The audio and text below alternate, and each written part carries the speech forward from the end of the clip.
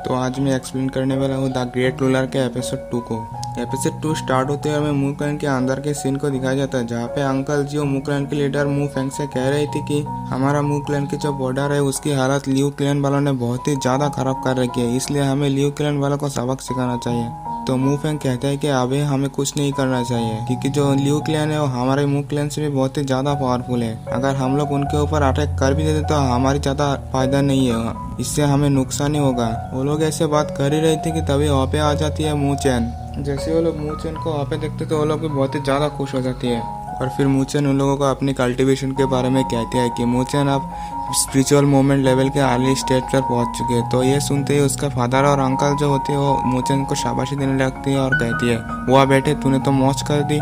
और फिर मू चैन उन लोगों से कहने लगती है कि 10 दिन बाद जो फाइट होने वाले है उसमें मेरा फाइट लियू यान से होने वाली है, इसलिए मुझे एक स्पिरिचुअल आर्ट की जरूरत है, क्योंकि यदि बिना स्पिरिचुअल आर्ट के मैं उससे फाइट करते हैं तो मेरा फाइट जीतने के चांसेस बहुत ही कम है। जैसे उसके फादर ये सुनते हैं कि मू चैन की फाइट लियू यांग से होने वाले थे, उनके मन में भी ये डाउट आने लगती है कि दाल में कुछ काला है, क्योंकि उनको भी पता था कि लियू क्लैन वाले चुप नहीं बैठने वाली है, वो लोग इनमें कुछ चुतियापंती तो कर नहीं वाली है। और फिर मू चैन को एक कमरे के अंदर ले जाती है, जहाँ पे बहुत सारे स्पिरिचुअल आर्ट्स पड़ी हुई थी, लेकिन मू चैन बारी बारीके से एक एक को सभी स्पिरिचुअल आर्ट को देखने लगती है, लेकिन मू चैन को एक भी स्पिरिचुअल आर्ट पसंद नहीं आती है। और फिर मू चैन वहाँ से थोड़ा आगे जाते हैं और कुछ स्पिरिचुअल आर्ट को बड़ी ही ध्यान से देखने लगती है, लेकिन मू चैन की नज़र में एक स्पिरिचुअल आर्ट पड़ते। जैसे ही मू चैन की नज़र में स्पिरिचुअल आर्ट पड़ते उसे लगने लगती है कि वो स्पिरिचुअल आर्ट उसे बुलाने लगती है, यानी कि वो जो स्पिरिचुअल आर्ट है मू चैन को कुछ कहना चाहती है। तो मू चैन भी उस स्पिरिचुअल आर्ट को कल्टिवेट करने की सोचती है और फिर उसे उठा लेती है। जैसे ही मू चैन के फादर उसे इस स्पिरिचुअल आर्ट को सिलेक्ट करते हुए देखते हैं तो वो कहने लगती है कि तुमने जिस स्पिरिचुअल आर्ट को चूज किया है इसे कल्टीवेट ना ही करो तो अच्छा है, क्योंकि ये जो स्पिरिचुअल आर्ट है इसके लेवल के बारे में मुझे भी कुछ भी अंदाजा नहीं है। तो मू चैन कहती है कि फादर अगर मैं इसे कल्टीवेट ना करूँ मुझे लगता है कि मैं बहुत ही ज्यादा कीमती चीज से अपने हाथ धो बैठूंगा। और फिर मू चैन अपनी फादर से इस ग्रेट बुद्धा आर्ट के बारे में पूछने लगती है।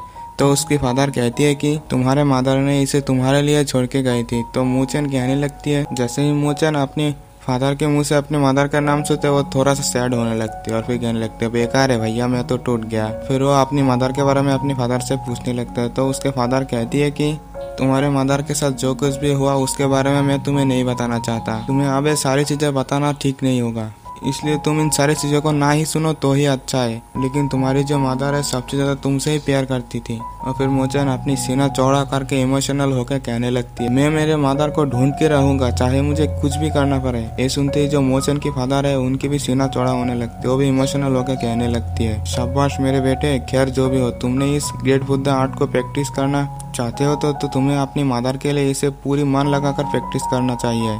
ये सुनते ही जो मू चैन है वो भी हाँ कर देती है। और फिर मू चैन की फादर कहती है कि बेटा मन लगाकर प्रैक्टिस करना, ठरकपन तो जरा सी भी नहीं। और फिर सीन शिफ्ट होता है, मू चैन को दिखाया जाता है जहाँ पे मू चैन अपनी ग्रेट बुद्धा आर्ट्स की प्रैक्टिस कर रही थी। और फिर वो सी ऑफ सी में भी पहुंच चुकी थी, जहाँ पे उसे स्पिरिचुअल पावर को एब्जॉर्ब करते टाइम बहुत ही ज्यादा पेन होती है उसकी हार्ट में, लेकिन उस पेन को बर्दाश्त करते हुए मू चैन कहती है कि मुझे अपनी गर्लफ्रेंड और अपनी मदर के लिए मुझे इसे सीखना होगा। और फिर वो जी जान लगा के उसे प्रैक्टिस करने में लग जाते हैं। और फिर सीन शिफ्ट होता है और हमें मू बाय और लियू यांग को दिखाया जाता है, जहाँ पे लियू यांग के हाथों में स्पिरिट डिस्ट्रक्शन बीट थी। लियू यांग कहते हैं कि मेरे फादर ने मुझे इसे क्यों दिया, इसकी क्या जरूरत थी। तो मू बाय कहती है कि ये जो बीट है ये स्पिरिचुअल रीडिंग लेवल की वॉरियर को भी बहुत ही ज्यादा हालत खराब कर सकती है। यार कुछ भी काल की कंपटीशन में तुम्हें कुछ भी करके जीतना होगा, चाहे तुम्हें इसके लिए कुछ भी करना पड़े। ये सुनते ही लियू यांग भी टॉय करके सिर हिला देती है। और फिर सीन शिफ्ट होता है, हमें फिर से मू चैन की सीन को दिखाया जाता है, जहाँ पे वो कल्टीवेशन करने में लगे रहती है। और फिर थोड़ी देर बाद अपनी कल्टीवेशन से उठते और कहती है, और फिर वो कहती है कि ये आर्ट तो बहुत ही ज्यादा कमाल है यार। और वो अपनी पावर को यूज करने के लिए एक पहाड़ की चट्टान के ऊपर अटैक करती है, जिससे वो चट्टान पूरी तरीके से टूटकर बिखर जाती है। और फिर थोड़ी देर बाद उसके फादर और अंकल भी आ जाती है। और फिर उसके फादर मू चैन से कहती है कि अगर तुमने इस फाइट को जीत ली तो तुम्हें नॉर्थ स्पिरिचुअल एकेडमी के हेवन में पहुंच दिया जाएगा, जिस वजह से तुम उस 5 ग्रेड एकेडमी के लिए कॉम्पीट कर पाओगे। और फिर मू चैन के फादर उससे कहती है क्यों ना हम दोनों फाइट करते हैं, तो तुम्हारी ट्रेनिंग भी हो जाएगी। तो मू चैन कहती है कि आप पागल हो गए हो क्या, मैं तो स्पिरिचुअल मोमेंट लेवल पर हूँ, आप तो डिवाइन सोल लेवल पर हो। और फिर वो अपनी ईगल फ्लेम स्पिरिट को बाहर निकलते हुए कहती है कि इस ईगल फ्लेम स्पिरिट की पावर बस स्पिरिचुअल मोमेंट लेवल पर ही होगी। बस इसकी तुम्हें 3 अटैक को डॉज करनी है, यानी कि 3 अटैक से बचनी है। तो मूचन भी इसके लिए रेडी होते हैं और वो ईगल फ्लेम स्पिरिट और फिर वो ईगल स्पिरिट मूचन के ऊपर अटैक कर देते हैं, लेकिन मूचन इसे किसी तरह डॉज करती है। लेकिन वो ईगल स्पिरिट फिर से मूचन के ऊपर अटैक कर देते हैं। मूचन इसे भी बड़ी मुश्किल से डॉज करती है। ये देखते हो ईगल स्पिरिट फिर से मूचन के ऊपर अटैक करते हैं, तो मूचन अपनी स्पिरिचुअल पावर से उस अटैक को रोकने लगती है। फिर उसके फादर उस ईगल स्पिरिट की पावर को और भी ज्यादा बढ़ाने लगते हैं, तो उसके अंकल को उसके लिए चिंता होने लगती है। लेकिन उसके फादर उसे चुप करा देते हैं और फिर उसकी ईगल की पावर को और भी ज्यादा बढ़ाने लगती है। तो मूचन भी सोचने लगते हैं मुझे जल्द से जल्द इसको हराना होगा, तो अपनी पावर को बढ़ाने लगते हैं और फिर उस ईगल को भी पीछे कर देती है। इस वजह से इस फाइट को मूचन जीत चुकी थी और फिर वो अपनी कल्टीवेशन करने बैठ जाती है। और फिर उसका फादर कहने लगते हैं तुम आसानी से कल के फाइट को आसानी से जीत जाओगे। और फिर सीन शिफ्ट होता है, हमें फाइटिंग एरिना के सीन के जीता दिखाया जाता है, जहाँ पे सब लोग आ चुके थे, जहाँ पे नॉर्थ स्पिरिचुअल एकेडमी के टीचर्स भी आ जाती है और फिर मू बाई भी आ जाती है अपने गर्लफ्रेंड के साथ। लियू यांग भी आ जाती है, लेकिन मूचन की तो कोई आता पता ही नहीं होता। और फिर लियू यांग फाइटिंग एरिना में एंट्री मारती है और फिर कहने लगती है मैं मूचन को चैलेंज करती हूँ, लेकिन मूचन आता ही नहीं है। इस वजह से काइनोर और किंगशन को मूचन के बारे में टेंशन होने लगती है। और फिर लियोन कहने लगती है मूचन कहाँ पर है, डर के मारे भाग गए क्या फाइट के लिए।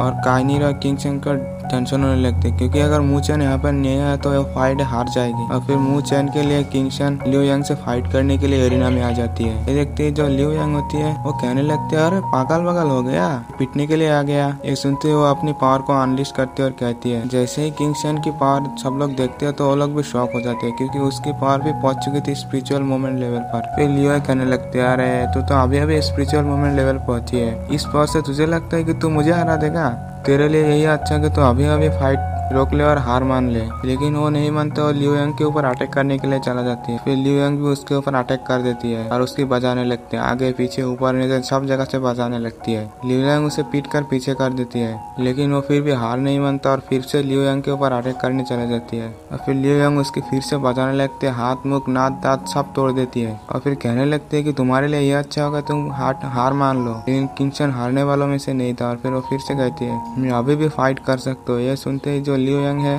आ जाती है गुस्सा और वो फिर कहती है चलो इस फाइट को यहीं पे खत्म किया जाए।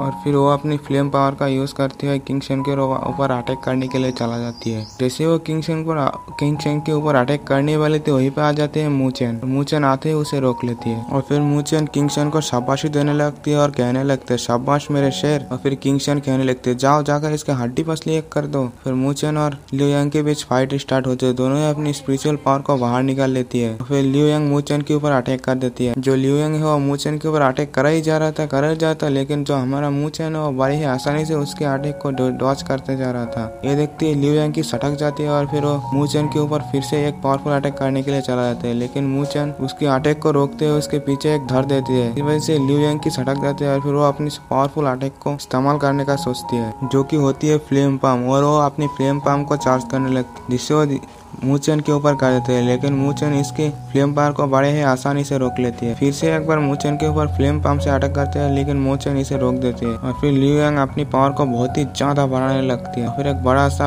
हैंड सीन बनाती है, फिर जोर से चिल्लाती है फ्लेम पाम और फिर मूचन के ऊपर कर देती। मूचन ने अब डिसाइड कर ले थे उसे इस चीज को इस्तेमाल करना ही होगा और फिर वो अब ग्रेट बुद्धा आर्ट की पावर को इस्तेमाल करने के लिए रेडी हो जाती है। जैसे ही उसकी पावर को मास्टर्स देखते हैं वो भी समझ गई थी कि मूचन स्पिरिचुअल मोमेंट लेवल की यानी कि मिडिल स्टेज पर पहुंच चुकी है। फिर वो इस अटैक को लियू यांग के अटैक के ऊपर कर देती है, जिससे कि लियू यांग की फ्लेम पाम उसके अटैक के सामने रुक जाते हैं। और फिर जैसे ही मूचन अपनी अटैक की पावर को और ज्यादा बढ़ाने लगती है तो लियू यांग की जो फ्लेम पाम है उसमें क्रैक आ जाती है। फिर थोड़ी देर में वो अटैक पूरी तरह से डिस्ट्रॉय हो जाते हैं और फिर लियू यांग को भी इसमें जख्मी कर देती है। और फिर हमें मूचन को दिखाया जाता है जो कि लियू यांग के सामने खड़ी थी, जहाँ पे लियू यांग बहुत ही ज्यादा जख्मी हो चुकी थी। फिर लियू यांग कुछ सोचता है और फिर अपनी स्पिरिट डिस्ट्रक्शन बीट का पावर को इस्तेमाल करने लगती है। जैसे ही मूबा इसे देखते हैं वो कहने लगती है ये पागल वगल हो गया क्या, इसे यहाँ पे इस्तेमाल करना नहीं चाहिए था। जैसे ही स्पिरिट डिस्ट्रक्शन बीच के पावर को देखती है सब लोग वहाँ पे शॉक हो जाते हैं, लेकिन मूचन इसे यहाँ पे इस्तेमाल करने ही नहीं देता। वो अपनी फिंगर को उसके गले में रखते हैं और फिर बड़े ही आसानी से स्पिरिट डिस्ट्रक्शन बीच को अपने हाथों में ले लेती है। ये देखती है लियू यांग भी हक्का बक्का सा रहता था, अबे ये क्या हो गया। ये देखती है काइनोर कहती है रस्सी चल गया पर घमंड नहीं गया।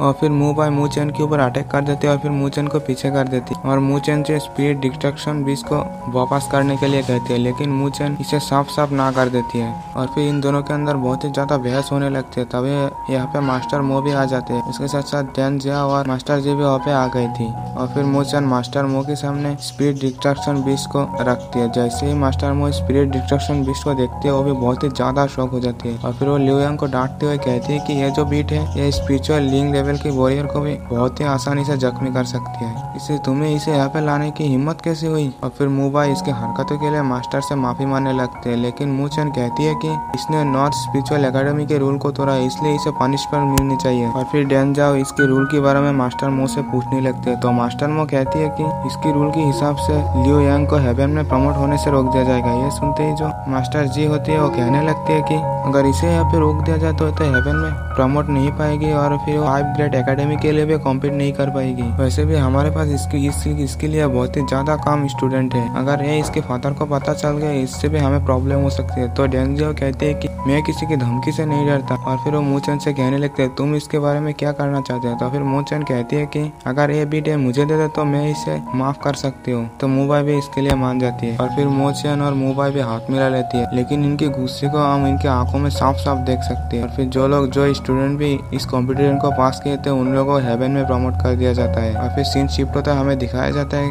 लिu क्लैन की लीडर और कुछ मेंबर्स को जो कि कहीं पे जा रहे होते हैं। और फिर ये एपिसोड यहीं पे खत्म होता है। जिसने भी चैनल को सब्सक्राइब नहीं किया तो चैनल को सब्सक्राइब कर लेना। मिलते हैं नेक्स्ट वीडियो में, बाय बाय।